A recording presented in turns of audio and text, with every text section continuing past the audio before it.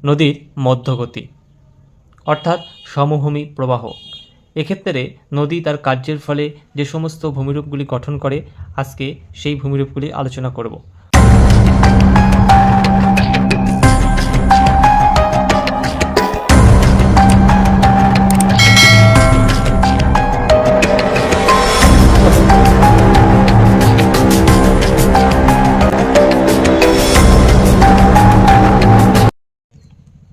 মধ্যগতি অর্থাৎ নদীর সমভূমি প্রবাহ।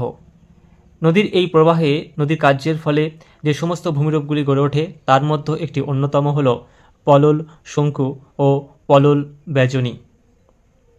সাধারণত নদীর এই মধ্যগতিতে হঠাৎ নদীর ঢাল কমে যায়, ফলে পর্বতের পাদদেশে বা নিচের অংশে আমাদের এই নুড়ি, কাকর, বালি প্রভৃতি জমা হয় এবং এটি অনেকটা শঙ্কুর আকৃতি নেয়, যাকে বলে পলল শঙ্কু।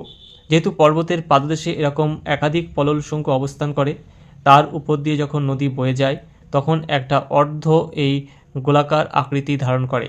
এই গোলাকার আকৃতি ধারণ করলে একে বলি পল্লল ব্যজনী। মূল কথা, এই ব্যজনী শব্দটির অর্থ হচ্ছে হাত পাখার মতো ভূমিরূপ। দেখো, নদী সবেমাত্র পার্বত্য অঞ্চল থেকে নিচে সমভূমি অঞ্চলের এলাকায় প্রবেশ করেছে। এই অঞ্চলে নদী এই পার্বত্য এলাকার তুলনায় ঢাল কম হয়, ফলে নদীবাহিত যে নুড়ি, কাকর, বালি এগুলি যে প্রবাহ গতিতে এখান থেকে নেমে এসেছিল সমভূমির ওপর দিয়ে প্রবাহিত হওয়ার সময় তার গতিও কম থাকে, জলের গতিবেগও কম থাকে।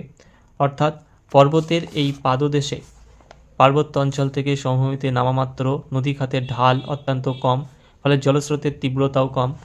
এই জন্য নুড়ি, কাকর, বালি, কাদা পর্বতের ঠিক পাদদেশে, অর্থাৎ পর্বত এলাকার এই যে নিচ এলাকা পাদদেশ, এই এলাকায় আমাদের নুড়ি, কাকর, বালি সেই সঞ্চিত হয়ে ঠিক শঙ্কুর আকার ধারণ করে, এরকম শঙ্কুর আকার ধারণ করে। এই যে নুড়ি, কাকর, বালি নিয়ে এই যে শঙ্কুর আকার ধারণ করছে, একে বলা হয় পলল শঙ্কু। এখন একাধিক সেই পলল শঙ্কুর ওপর দিয়ে যখন নদী বিভিন্ন খাতে বিভিন্ন ধারায় বিভক্ত হয়ে প্রবাহিত হয়, তখন সেটি অর্ধ গোলাকার রূপ নেয়, মানে এরকম অর্ধ গোলাকার রূপ নেয়। এই সামগ্রিক আলোচনা তোমাদের ভালো লাগলে চ্যানেলটি সাবস্ক্রাইব করে দেবে এবং বন্ধুদের মাঝে শেয়ার করে দেবে। তুমিও উপকৃত হও, আমার বন্ধুরা উপকৃত হোক। ধন্যবাদ।